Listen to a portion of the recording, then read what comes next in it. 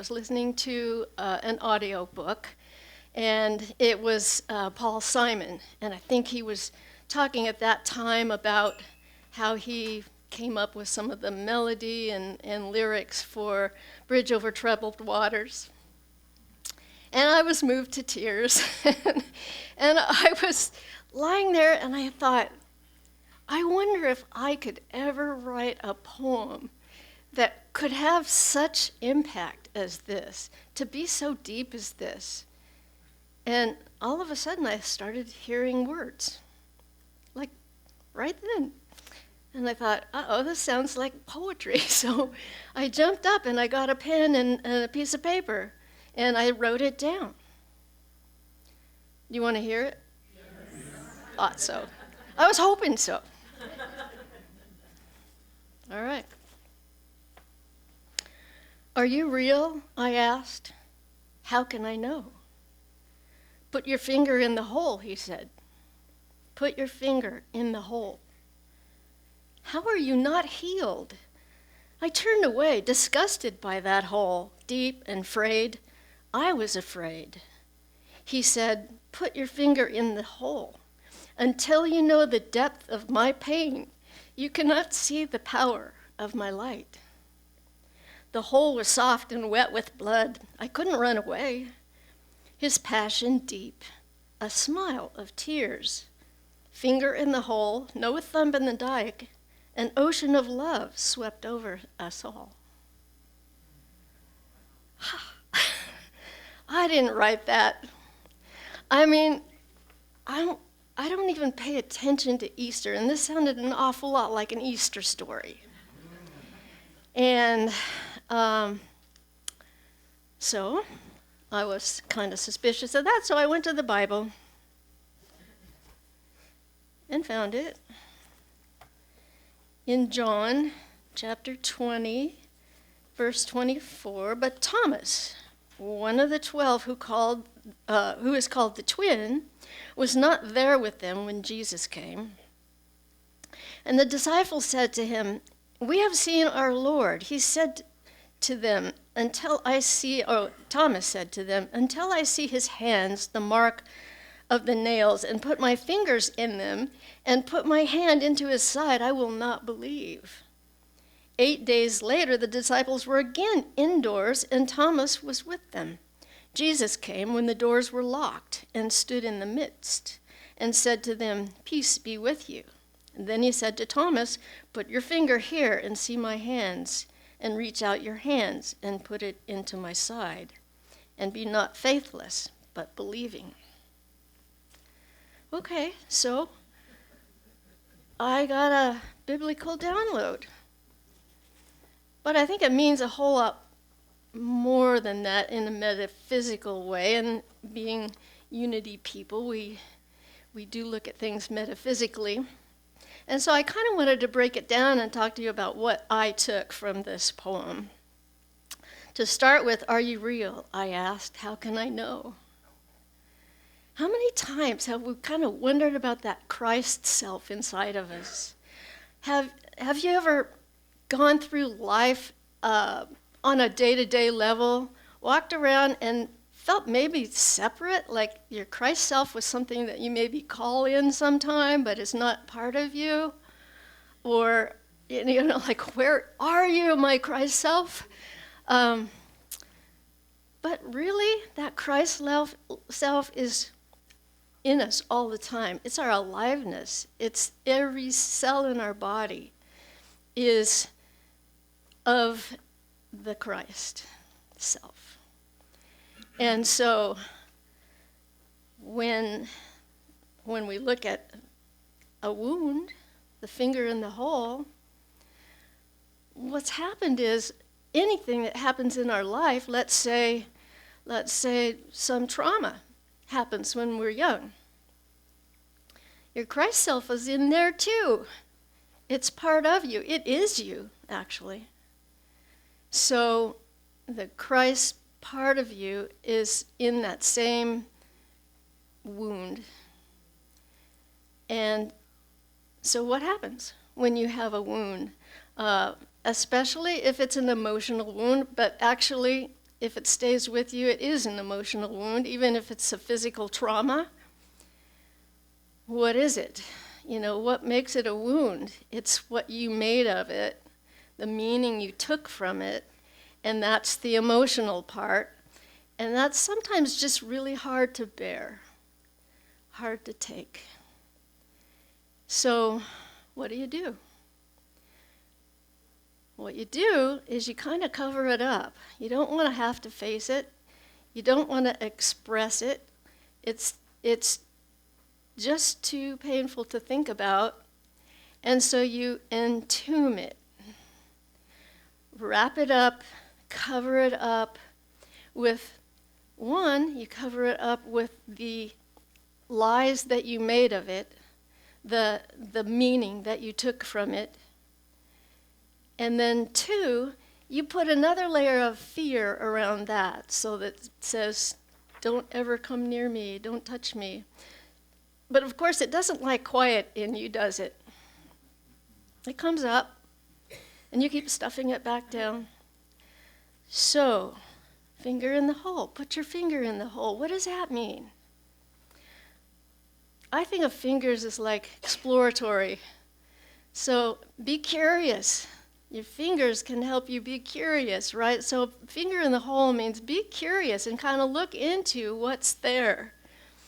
And explore that meaning. Pull away the tombstone and take a look. How are you not healed? Well, that tombstone was holding everything in. You're not going to heal until everything gets let out. And it's still hard to do, isn't it? Anybody have an easy time of getting in there and exploring their old traumas and psychic wounds? Yeah, I turned away, disgusted by that hole, deep and afraid. I was afraid. So, until you know the depths of my pain, you cannot see the power of my light. This is where it's at. When we entomb those wounds, we are holding back our awareness of love's presence there. And I mean, I've looked into this a lot with A Course in Miracles, These are the blocks to awareness of love's presence. So once we can open that up, once we can take a look at it, then it lets the energy come out. And the energy wasn't really fearful at all. The energy was just energy. The energy was your Christ self, the love going through you. And that's what we've entombed by the meaning that we took from an event in our lives.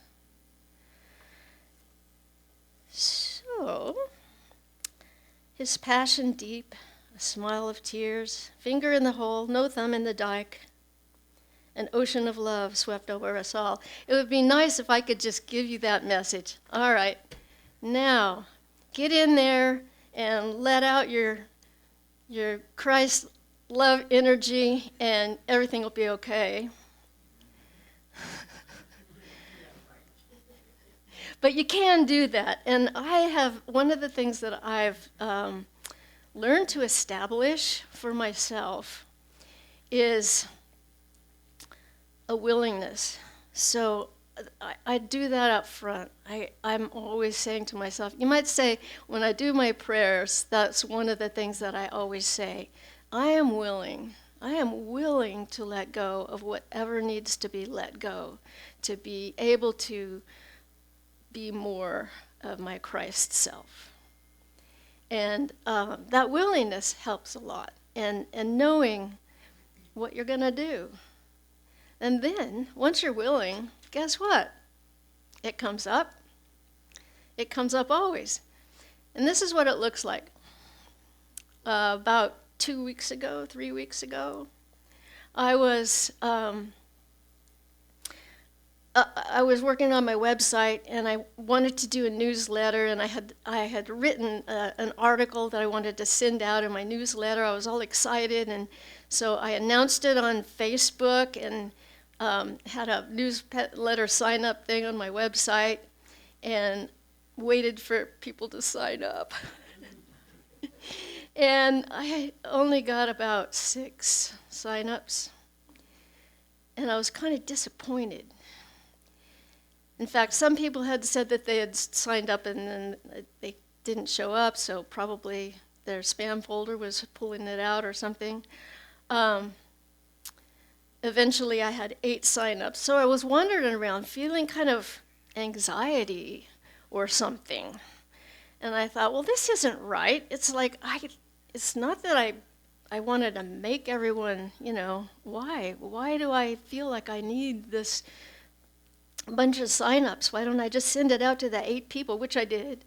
But what's wrong here? And then I thought, I just feel this anxiety, so that's not a comfortable feeling. Finger in the hole. And so I sat down and I just started talking to that feeling of, and as a matter of fact, it's kind of funny because it wasn't a pain. It was kind of like a missing part or a hole.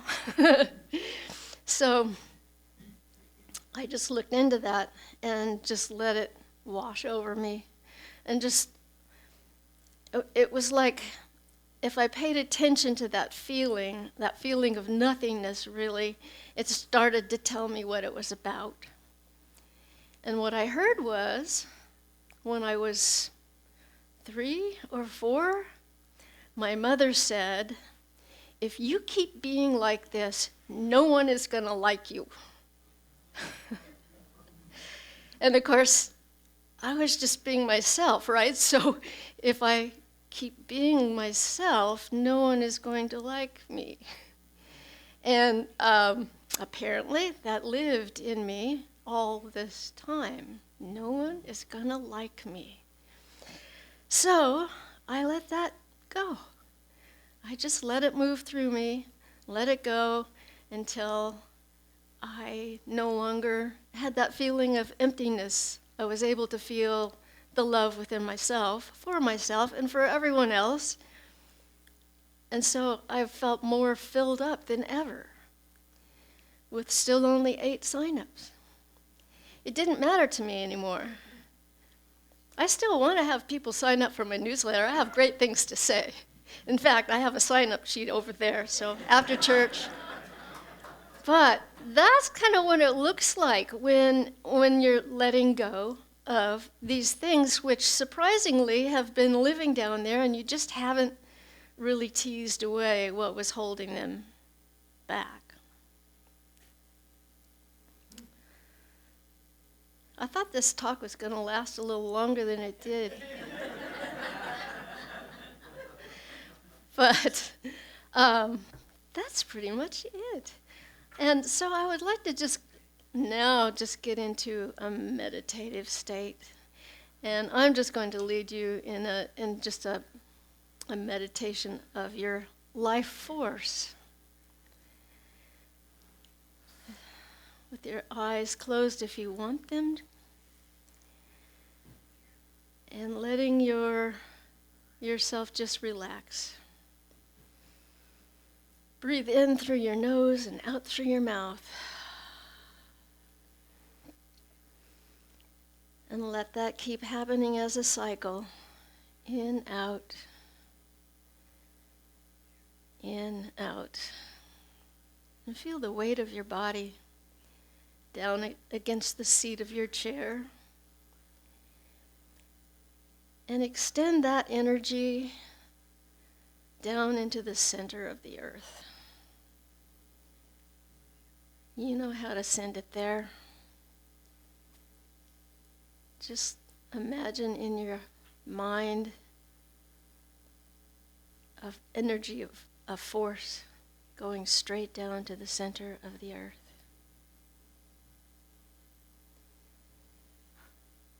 And then just think about, what does your aliveness feel like inside? move your attention around to your eyes, ears, to the tips of your fingers. Might feel like tingly. Mine feels tingly, or heat, or cold. Arms, legs. Realize that tingliness, that feeling, whatever it is for you, is everywhere. Everywhere in your body, it's part of you. And you might ask yourself, am I a body feeling the Christ within me? Or am I the Christ feeling a body within me?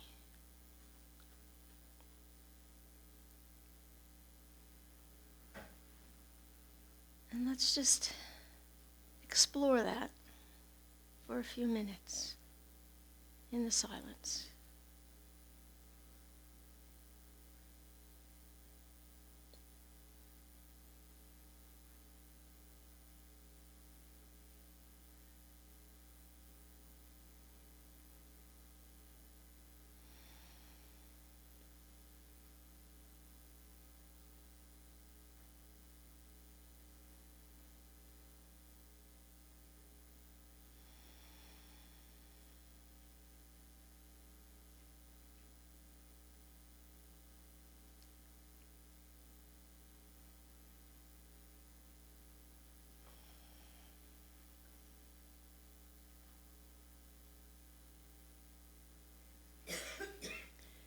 And as we move our awareness back into the room,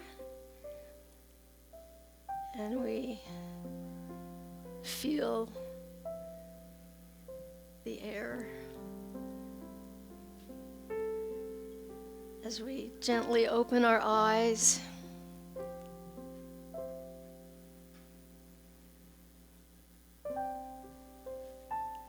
so it is.